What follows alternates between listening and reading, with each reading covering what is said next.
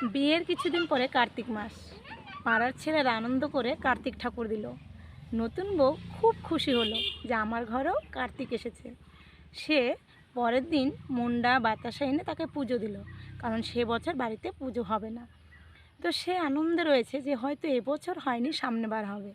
সে বাড়ির সবাইকে ফোন করে সেটা বলছে, বাপের বাড়ির সবাইকে, যে এবছর আমাকে কার্তিক দিয়েছে, এবছর পুজো হয়নি, সামনেবার হবে, তোমরা কিন্তু সবাই আসবে। তো বাপের বাড়ির সবাই খুব আনন্দ যে এবার আমার মেয়েকে কার্তিক ঠাকুর দিয়েছে, সবাই আশায় রয়েছে সামনেবার পুজো হবে। কিন্তু দুর্ভাগ্যবশত সামনেবারও পুজো হলো না। এরকম করে 2 বছর 3 বছর 4 বছর কেটে গেল, কার্তিক পুজো আর হলো না। আস্তে আস্তে ঠাকুরের রং চটে যাচ্ছে, ঠাকুরের হাত ভেঙে যাচ্ছে। বাড়ির সবাই বলল ঠাকুরকে বিসর্জন দিয়ে দেওয়া হোক। বাড়ির সবাই ঠাকুরকে বিসর্জন দিয়ে দেওয়া হলো, কিন্তু তার পুজো হলো না।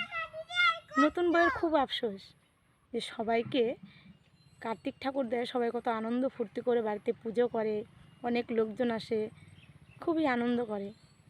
তার দাদু ঠাকুমারা বলে এটা নাতি, এই করে আনন্দ করে। কিন্তু নতুন বউর সেই কার্তিক পুজো আর হলো না। এই করে অনেক বছর কেটে গেল, আজও পুজো হলো না।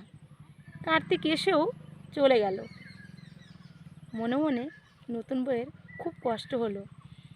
সবার ঘরে কার্তিক আসছে, তার ঘরে এসেও চলে গেল। একদিন সত্যি সত্যি নতুন বউর ঘরে কার্তিক এসেছিল, কিন্তু ওই রকম ঠাকুরের মতো তার কার্তিকেরও বিসর্জন হয়ে গেল।